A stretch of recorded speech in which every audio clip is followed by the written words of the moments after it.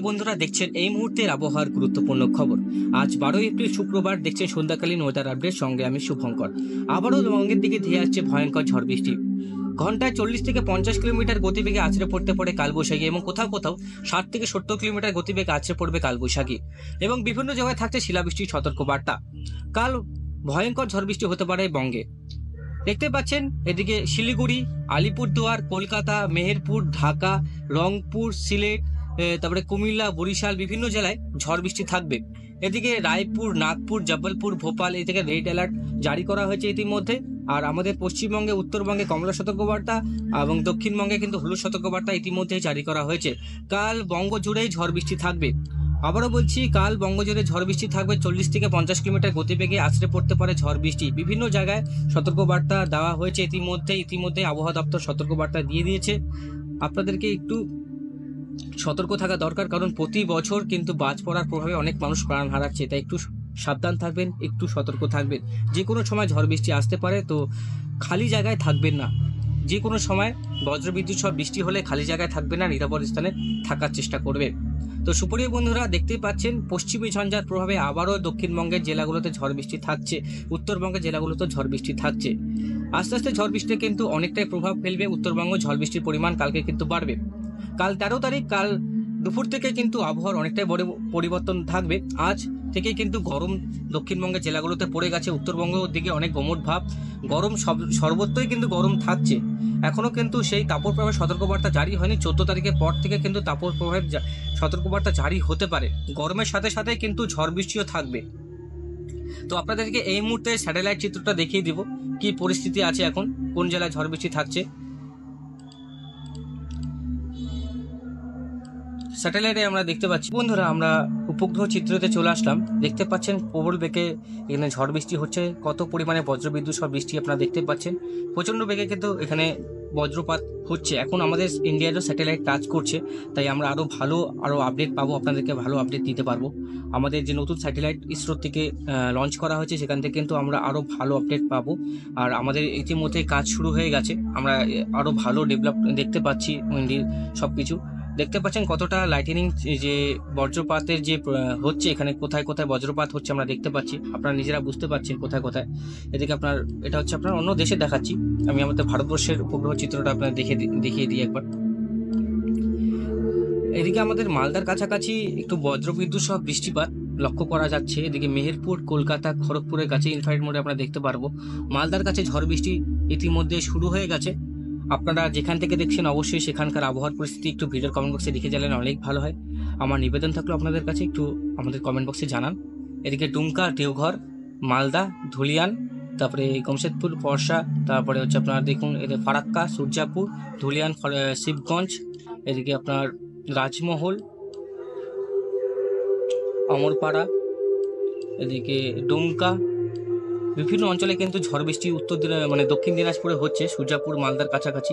এদিকে আস্তে আস্তে সেটা কিন্তু বাংলাদেশের দিকেই করছে, বালুরঘাট হয়ে, গোড়াঘাট হয়ে কিন্তু সেটা আপনার বাংলাদেশের উত্তরবঙ্গের দিকে একটু রংপুরের কাছাকাছি ঝড় বৃষ্টিটা হতে পারে। রংপুরের কাছাকাছি একটু বাদে কিন্তু 2 ঘন্টা বাদে কিন্তু ঝড় বৃষ্টিটা বাংলাদেশের দিকে আসতে পারে। এদিকে কলকাতার দিকে কিন্তু ঝড় বৃষ্টিটা লক্ষ্য করা যাচ্ছে। হালকা মেঘ, এখনো ঝড় বৃষ্টির মেঘ না, সেটা কিন্তু হালকা মেঘ আছে।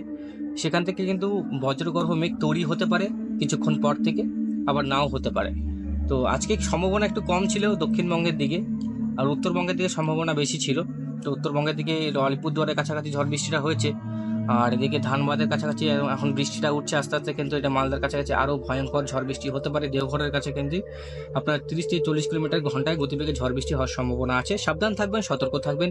আগামীতে কিন্তু শিলিগুড়ি, ভারতনগর, আলিপুরদুয়ার, গোয়ালপাড়া, গুয়াহাটি রাতের দিকে আজ ঝড় বৃষ্টির সম্ভাবনা আছে। সাবধান থাকবেন, সতর্ক থাকবেন। আর দক্ষিণবঙ্গের দিকে বাংলাদেশে ঢাকা, খুলনা, বরিশালের দিকে কিন্তু ঝড় বৃষ্টি হতে পারে। কালকের থেকে কিন্তু ঝড় বৃষ্টি অনেকটাই প্রবল হয়ে যাবে। আপনাদেরকে আবার দেখিয়ে দিই, দেখুন কোথায় কোথায় ঝড় বৃষ্টি আছে।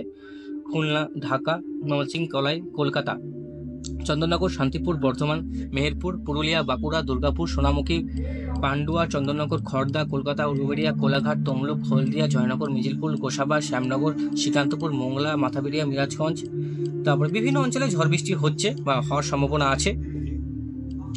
এটাতে কিন্তু আপনার ধরে রাখুন কালকে থেকে ঝড় বৃষ্টিটা হওয়ার সম্ভাবনা সব থেকে বেশি। আগামীতে কিন্তু আজকেও রাত থেকে ঝড় বৃষ্টি হতে পারে বিভিন্ন জেলাগুলোতে। তো দেখতে পাচ্ছেন কতটা অঞ্চল জুড়ে ঝড় বৃষ্টিটা থাকবে। ধরুন 14 তারিখেও ঝড় বৃষ্টি থাকবে দক্ষিণবঙ্গের জেলাগুলোতে। আমি 14 তারিখ দুপুরবেলা 1টার সময় আপনাদেরকে দেখিয়ে দিব। দেখুন 1টার সময় কিন্তু কলকাতার দিকে আবারও ঝড় বৃষ্টি থাকছে। বাংলাদেশের প্রায় সমগ্র অঞ্চলে ঝড় বৃষ্টি থাকছে। তো দেখতে পাচ্ছেন কতটা অঞ্চল জুড়ে ঝড় বৃষ্টি থাকার সম্ভাবনা আছে। নগরপুর, কিষানগঞ্জ, লাখাই, তারপরে হচ্ছে মৌলভীবাজার, আমবাসা, আমরপুর, যশোর, লোহাগাড়া, চন্দননগর, কলকাতা, কোলাঘাট, শ্যামনগর, বাঁশবেড়িয়া, কলাপাড়া বিভিন্ন অঞ্চলে থাকছে। এদিকে উত্তরবঙ্গেও শিলিগুড়ি, নকশালবাড়ি, ইসলামপুর, পানাগড়, জলপাইগুড়ি, ধূপগুড়ি, তারপরে আপনার এদিকে বীরপাড়া, হাসিমারা বিভিন্ন জায়গায় থাকছে। চোপড়া, সোনাপুর, নকশালবাড়ি, দার্জিলিং, লাভা, তারপরে গ্যাংটক, সিকিম, এদিকে অরুণাচল প্রদেশ, কোকরাঝাড়, বঙ্গাইগাঁও, অভয়নগর, অভয়পুরী, গোয়ালপাড়া বিভিন্ন অঞ্চলে ঝড় বৃষ্টি থাকার সম্ভাবনা আছে। এদিকে সব অঞ্চল দিকে দেখুন আসাম, গুয়াহাটি, ত্রিপুরা সব অঞ্চলে কিন্তু ঝড় বৃষ্টি থাকার সম্ভাবনা আছে। কাল ঝড় বৃষ্টির প্রবণতাটা অনেকটাই বেশি, তাই 13 তারিখ, 14 তারিখ আর 15 তারিখ ঝড় বৃষ্টির সম্ভাবনা অনেকটাই আছে। একবার টেম্পারেচারটা দেখিয়ে দেবো আপনাদেরকে। টেম্পারেচারটা যদি আমরা যাই, কালকে স্বাভাবিক কত তাপমাত্রা থাকতে পারে আপনাদেরকে একবার বলে দিই। কাল কিন্তু দক্ষিণবঙ্গের তাপমাত্রা 35 ডিগ্রি সেলসিয়াসের কাছাকাছি, খড়গপুরে আপনার 38 ডিগ্রি, এদিকে আপনার ডুমকা, সিউড়ি 40 ডিগ্রি। সিউড়িতে কিন্তু অনেকটাই গরম থাকছে। নলহাটি, রাজশাহী, ধুলিয়ান, মালদা, দেওঘর এইসব অঞ্চলে একটু যে একদম দক্ষিণ দিনাজপুরে যে মাঝখানে অবস্থিত জেলাগুলো, উত্তর আর দক্ষিণের মাঝখানের যে জেলাগুলো, সেখানে কিন্তু আপনার প্রচণ্ড গরম থাকার সম্ভাবনা আছে। যেরকম শামসি হোক, আপনার ল্যাকলাকি হোক, আরও যে মাঝখানে যে জেলাগুলো আছে সেখানে কিন্তু আপনার গরমটা কিন্তু প্রচণ্ড বেগে থাকতে পারে। 14 তারিখে কিন্তু গরমটা একটু বাড়বে, 35 ডিগ্রি আছে। এই একই সেম 15 তারিখ থেকে গরমটা বাড়ার সম্ভাবনা। 14 তারিখ থেকে সম্ভাবনা ছিল, একটু পরিবর্তন হয়েছে।